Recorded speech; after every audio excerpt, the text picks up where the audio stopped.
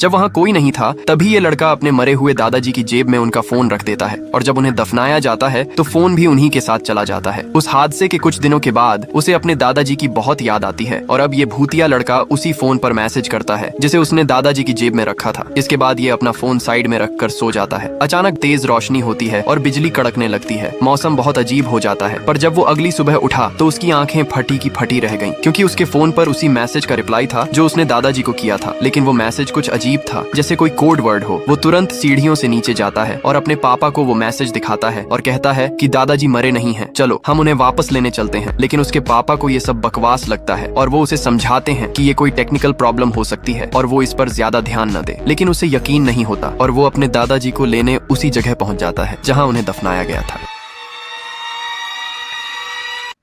दोस्तों, एक महिला के घर एक तोता और एक कुत्ता रहते थे। एक दिन महिला ने मैकेनिक को फोन किया, बोली मेरे हॉल में लगा एसी काम नहीं कर रहा है, तुम दोपहर को मेरे ऑफिस जाने के बाद आकर ठीक कर देना। पूरा घर लॉक रहेगा, सिर्फ हॉल खुला रहेगा। मेन डोर की चाबी बगल में रखे गमले के नीचे होगी। हॉल में एक डाबरमैन कुत्ता होगा जो बंधा नहीं होगा, पर डरना मत, वो ट्रेंड कुत्ता है, जब तक कोई आदेश न दे वह कुछ नहीं करता। और पिंजरे में एक तोता है, वह बहुत बोलता है, तुमको उसे एक शब्द भी नहीं कहना है वरना तुम खुद भुगतना। मैकेनिक बोला ठीक है। दोपहर को मैकेनिक हॉल का ताला खोल कर अंदर आया तो देखा कुत्ता लेटा हुआ था और जब आगे बढ़ा तो तोता बोलने लगा, अबे चोर क्या चुराया बे। मैकेनिक चुपचाप अपना काम करता रहा पूरे 2 घंटे तक, जब तक एसी बंद नहीं गया। तोता चिल्ला चिल्लाकर मैकेनिक के नाक में दम कर दिया। कभी उसे चोर कहता तो कभी गंदी गंदी गाली देता। काम खत्म होने के बाद जब मैकेनिक सामान समेट कर जाने लगा तभी तोता फिर चिढ़ाया, अबे चोर क्या चुराया बे। अब तो मैकेनिक के लिए सहना भी मुश्किल हो गया। वह सोचा, मैडम खामखा डरी रहती थी, भला पिंजरे में बंद तोता मेरा क्या उखाड़ लेगा। मैकेनिक का इतना बोलना था कि तोता गला फाड़ कर चिल्लाया, छू टॉमी छू, टॉमी इस गैंडे को मत छोड़ना। बेचारे मैकेनिक को 1 महीने तक हॉस्पिटल में भर्ती होना पड़ा। अब तो मेरी शादी होने वाली है,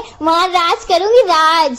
बर्तन घसना भी होगा, कपड़ा धोना भी होगा, चाय बनाना भी होगा, खाना पकाना भी होगा। सुबह शाम घर में झाड़ू पोछा करेगा जो भी शादी करेगा। कल मैं घर लेट पहुंचा तो पापा ने पूछा कहाँ था तू। मैंने बोला दोस्त के घर था। तो पापा ने मेरे ही सामने मेरे 10 दोस्तों को कॉल कर दी। उनमें से 4 दोस्तों ने कहा हाँ अंकल वो यहीं था।